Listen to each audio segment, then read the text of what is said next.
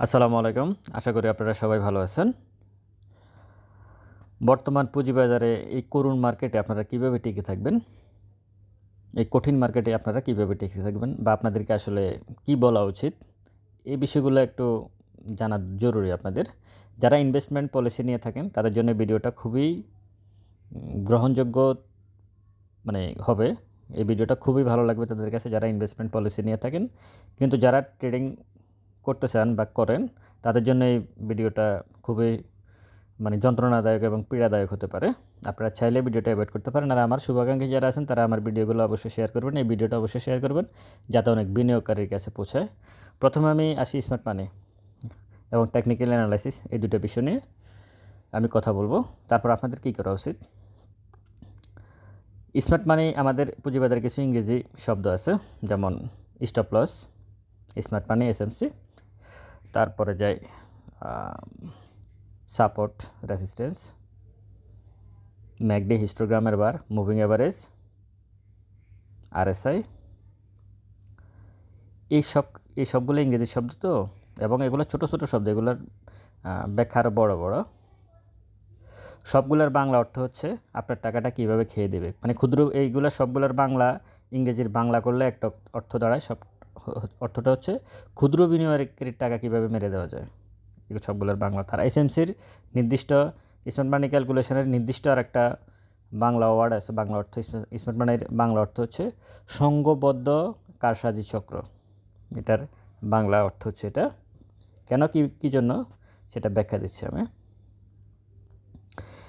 আপনারা স্মার্ট মানির সাথে প্লে করে টিকে থাকবেন, এটা ভুলও চিন্তা করার কারণ নাই। কারণ তার নামই হচ্ছে স্মার্ট মানি। আপনি কত টাকা নিয়ে তাদের সাথে স্মার্টনেস দেখাবেন? হাজার হাজার কোটি টাকা সাথে কি আপনি পারবেন? পারবেন না। আমি প্রথমে টেকনিক্যাল যারা অ্যানালাইসিস করেন, এই যে ইন্ডেক্সটা পড়লো 100 পয়েন্ট গত 3 দিনে, টেকনিক্যাল অ্যানালাইসিস কোথায় কাজ করছে? কোনোখানে কি কাজ করছিল? করে নাই। আচ্ছা, সে বিষয়ে আসতেছি পরে। তার আগে আমি একটা বিষয় বলে নিই। আমার হাতের বামে আপনারা দেখতেছেন ইন্ডেক্স 5100 থেকে 5280 উপরে, দেখেন 5280 পর্যন্ত বাড়ছে।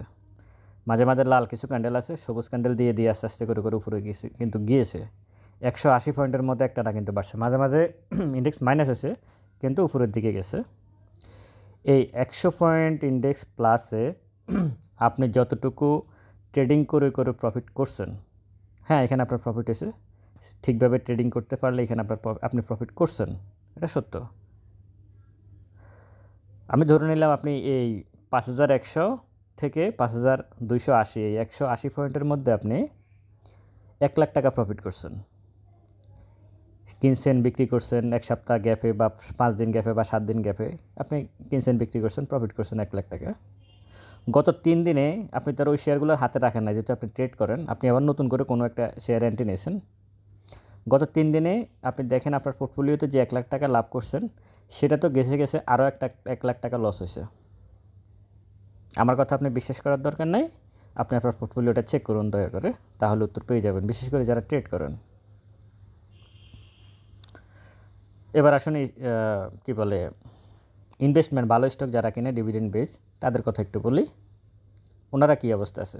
অথবা যারা ট্রেড করেন তাদের কথাই বলি। আপনারা একটু যদি আপনাদের জন্য এটা যন্ত্রণাদায়ক হবে, তারপরে বলি, ভুলবশত যদি আপনার পোর্টফোলিওতে কোনো ফান্ডামেন্টাল স্টক থাকে, যে 10-12টা 15টা স্টক নিয়ে আমি সবসময় কথা বলি এই স্টকগুলোতে এন্ট্রি নেওয়ার জন্য, ওই ধরনের যদি কোনো স্টক থাকে, গত 3 দিনে ওই স্টকগুলোর প্রাইস কতটুকু কমেছে, অথবা এই যে 180 পয়েন্ট যে বাড়ছে, ওই সময় কি ওই স্টকগুলোর প্রাইস বাড়ছে? বাড়ে নাই।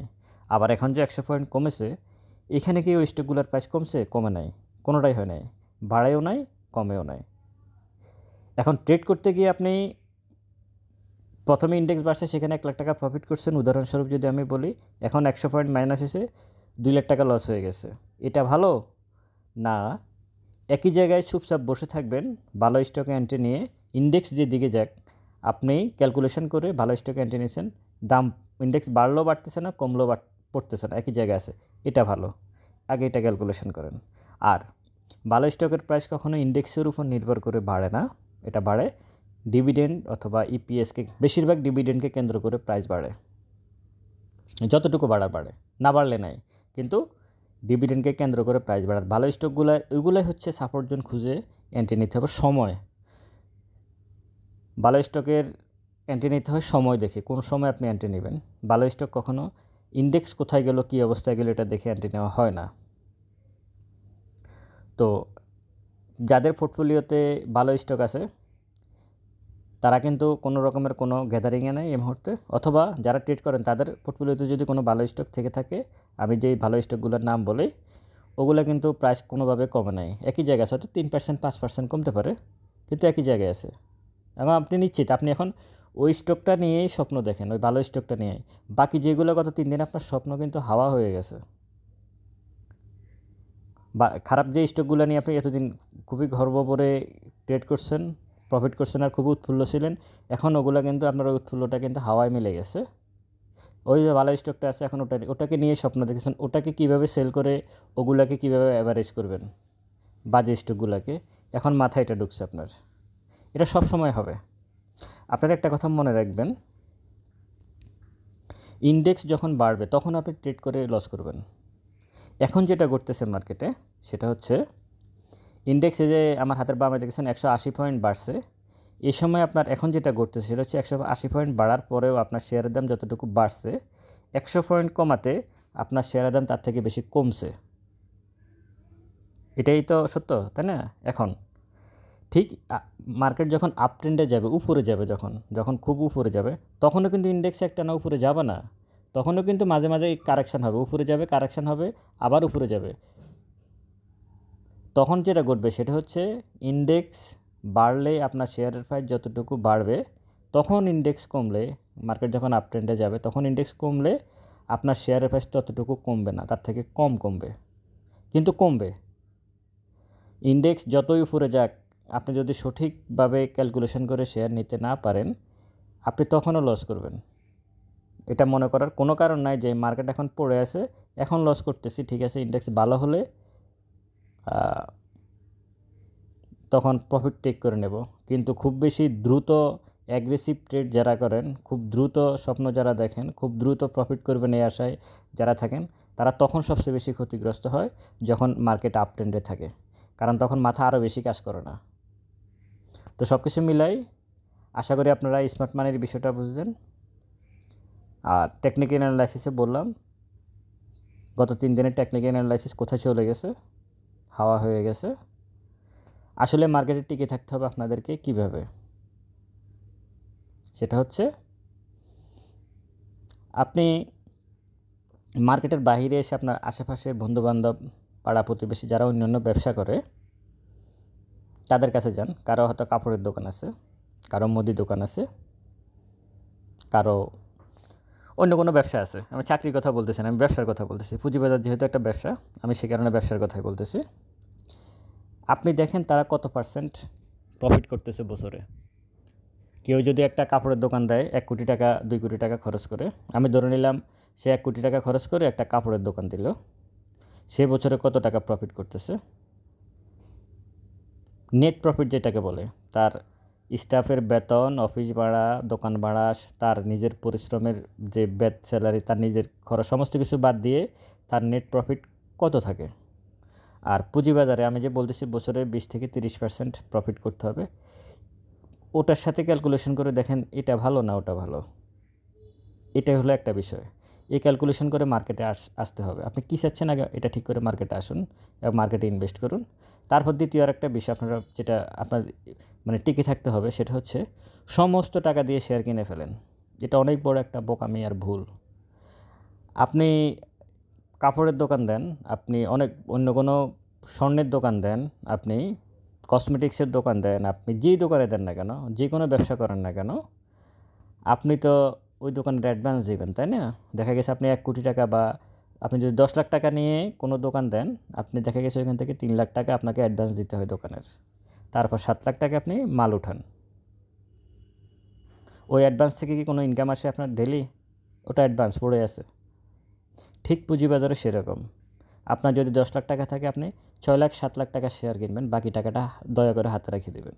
প্রফিট হলে প্রফিট টেক করবেন, কোনো টাকা ওই বাকি 30% 40% টাকা মার্কেটে নিয়ে আসবেন না। যদি ভালো স্টকও আপনার দেখছেন সমস্ত কিছু ক্যালকুলেশন করে দেখার পরে মার্কেটের কারণে আপনার প্রাইস ভালো কমে গেছে ভালো স্টকগুলো, কিন্তু ডিভিডেন্ড ঠিক আছে এবং আগামীতে ডিভিডেন্ড ভালো দিবে, এটা আপনি জানেন, সব কিছু ভালো আছে, কিন্তু প্রাইস কমতেছে মার্কেটের কারণে, এটা আপনার জন্য আরও ভালো, আপনি অ্যাভারেজ করেন, তখন ওই টাকা এনে অ্যাভারেজ করবেন। কারণ আপনার এই কনফিডেন্স থাকতে হবে যে আমি শেয়ারটা কিনতেছি, আমি এখানে প্রফিট করবই। এরকম শেয়ার আছে মার্কেটে, কনফিডেন্স নিয়ে শেয়ার আছে, মার্কেট যেদিকে যাক, আমি তো সেটা বললামই। এইভাবে মার্কেটে আপনাদেরকে টিকে থাকতে হবে। এই হাতের বাঁয়ে আর ডানের যে ইন্ডেক্সের অবস্থান, এই অবস্থানে ট্রেড করে হাতের ডানে ইন্ডেক্স বাড়ছে 180 পয়েন্ট, এখানে যে প্রফিট করছেন হাতের বাঁয়ে এসে 100 পয়েন্ট মাইনাসে গত 3 দিনে তার থেকে বেশি লস হয়ে গেছে, ফলাফল 0। বছর শেষে আপনি পরিশ্রম করবেন, মাথা ঘামাবেন, মার্কেট নিয়ে অনেক গবেষণা করবেন, অনেক ভিডিও দেখবেন, অনেক টেকনিক্যাল অ্যানালাইসিস দেখবেন, কত কিছু দেখবেন, সব কিছু শেষ ফলাফল হচ্ছে বছর শেষে দেখবেন আপনার 10 লাখ টাকা আপনি ট্রেড করতে করতে ক্লান্ত, বছর শেষে 10 লাখ টাকা দেখবেন 7 লাখ টাকা হয়ে গেছে, 3 লাখ টাকা নাই। আমার কথাগুলো আপনারা মিলিয়ে নেন, আপনার পোর্টফোলিও দেখে, এখনকার পোর্টফোলিও দেখে মিলিয়ে নেন, বা অতীত অভিজ্ঞতা একটু পিছনে ফিরে যান, অতীত স্মৃতিতে যান, তাহলে হিসাব পেয়ে যাবেন। দেখেন না, মানে অতীতকে মনে করেন, তাহলে উত্তর পেয়ে যাবেন। সব কিছু মিলে আপনাদেরকে কঠিন মার্কেটে টিকে থাকতে হলে ইনভেস্টমেন্টে যেতে হবে, অন্য কোনো বিকল্প নাই। ট্রেডিং করে কখনোই কোনো দিন কোনো কালেই কোনোভাবেই এই মার্কেট থেকে প্রফিট করতে পারবেন না। হ্যাঁ, 1000 জনের মধ্যে হয়তো একজন প্রফিট করতে পারে, 2 জন প্রফিট করতে পারে, ওটা কোনো উদাহরণ হতে পারে না। যে ব্যবসায় যে কাজটা করে 1000 জনের মধ্যে 10 জন প্রফিট করে, কোনো একটা ব্যবসা করে, ওটা কোনো সুস্থ উদাহরণ হতে পারে না, ওটা হচ্ছে অস্বাভাবিক এবং অপ্রকৃষ্ট একটা মানে অপ্রাকৃতিক একটা উদাহরণ হবে ওটা, ওটা কোনো সুস্থ মানুষের উদাহরণ হতে পারে না। সুতরাং আপনারা যেটাতে করলে অনেক বেশি প্রফিট পাওয়া সম্ভব, অনেক লোকে প্রফিট করতে পারে ভালো স্টকে থেকে, সেই ধরনের স্টককে আপনারা এন্ট্রি নেন এবং ভালো থাকবেন, আপনার টাকাটাও ভালো থাকবেন, আপনার মন মানসিকতাও ভালো থাকবে। আর অনেক ভাই আমাকে ফোন দিয়েছেন আমি ট্রেডিং বিরুদ্ধে কথা বলে, আপনাদের ট্রেড আপনারা করেন, সমস্যা নাই। আপনার যদি আমার মানে ভালো না লাগে, আপনি ভিডিও অ্যাভয়েড করে যাবেন, অসুবিধা তো নেই, কিন্তু আমি তো যেটা হবে না সেটা আমি বলতে পারবো না। আমি ভিডিওটা নির্দিষ্ট কোনো ব্যক্তির জন্য বানাই না, আমি ভিডিওটা এটা উন্মুক্ত সবার জন্য, কারণ এখানে অনেক লোক ভিডিও দেখে, আমার দ্বারা ক্ষতিগ্রস্ত হওয়ার কোনো সুযোগ আমি রাখবো না। এই কারণে যে আপনি একটা ভুল স্টকে এন্ট্রি নেবেন, যে শেয়ারের দাম হওয়ার কথা 2 টাকা, সেটা আপনি কিনতেছেন 100 টাকা দিয়ে, এরপর যদি আপনি মনে করেন যে আমি আপনার ক্ষতি করতেছি, তা আমি মনে করি আপনার নিজেরই কোথাও প্রবলেম আছে, সেটা আপনি সমাধান করে নেবেন। ভালো থাকবেন সবাই, ভিডিওটা ভালো লাগলে শেয়ার করবেন। আসসালামু আলাইকুম।